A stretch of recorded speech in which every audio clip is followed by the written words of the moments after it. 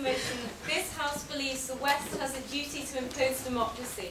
The speakers for the proposition will be Dr. Alan Mendoza, the co-founder and executive director of the Henry Jackson Society, and Robin Simcox, a researcher at the Centre for Social Cohesion.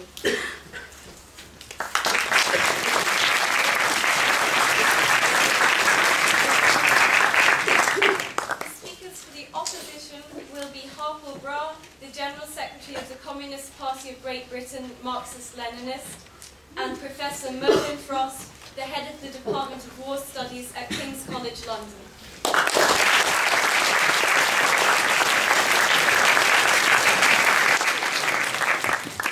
without further ado, I'd like to invite Dr. Alan Mendoza to open the case for the proposition.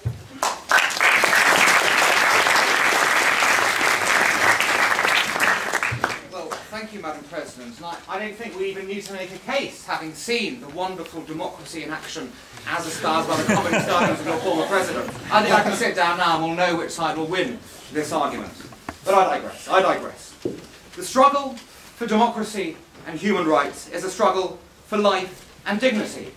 It is a struggle that encompasses our political, social and economic aspirations. These, surely, are words with which few people could reasonably disagree. They are also the words of the Burmese Nobel laureate Aung San Suu Kyi. They are words that have resulted in her imprisonment for almost 2 decades. They are, in fact, words which, if even uttered in too many countries around the globe, would result in the utterer being carted off to prison or some even worse occurrence.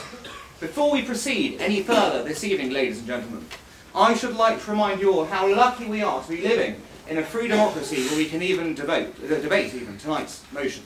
I think we need to remember that. Now, judging from the title of this motion, you may well be of the opinion that the proposition tonight are going to be arguing for the necessity of conflict and violent imposition of democratic ideals. But on the contrary, at the heart of our arguments is a sincerely held conviction that democracy is the surest possible guarantors of peace. Some of you may be familiar with Immanuel Kant's famous 18th century work, Perpetual Peace, which laid the foundations of the theory that democracies rarely, if ever, go to war with one another.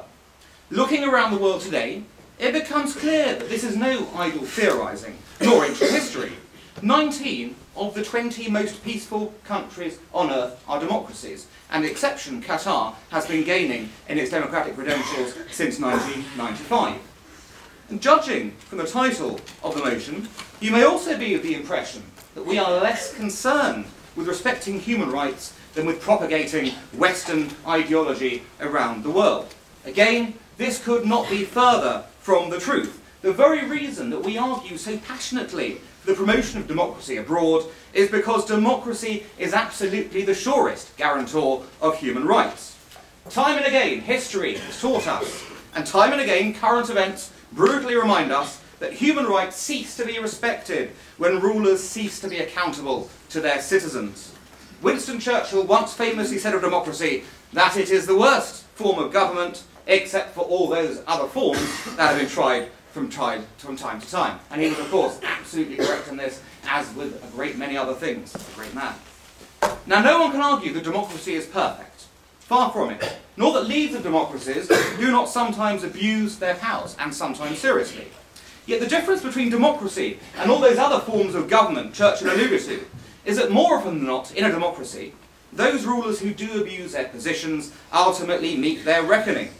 In a sense, the recent expenses scandal here, still ongoing, is a good example of what I mean.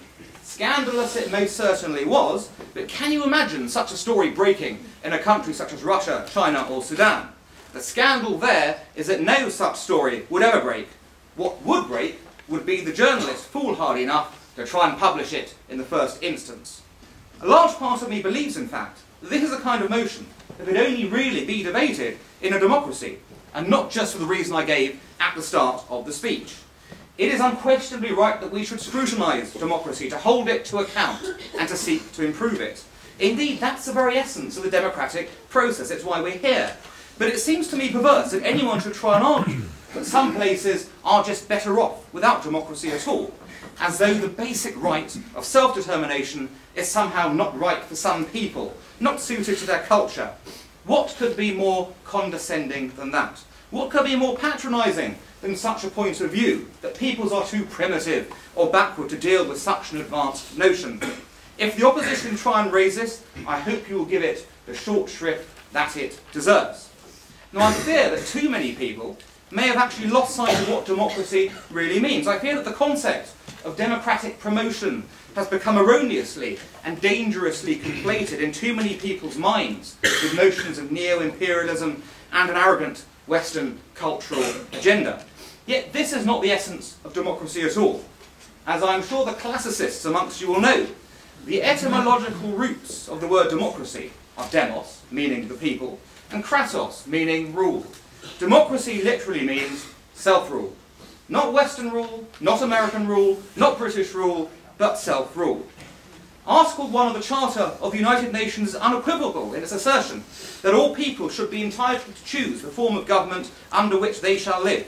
It is absolutely consistent with the spirit of the United Nations, the most internationally legitimate body on earth, that we should be supporting the rights of peoples to rule themselves wherever possible. So as for the notion that it is a Western form of governance, we would argue that the values of democracy are universal, even if they happened to first be developed in a form that we can readily identify with in the West.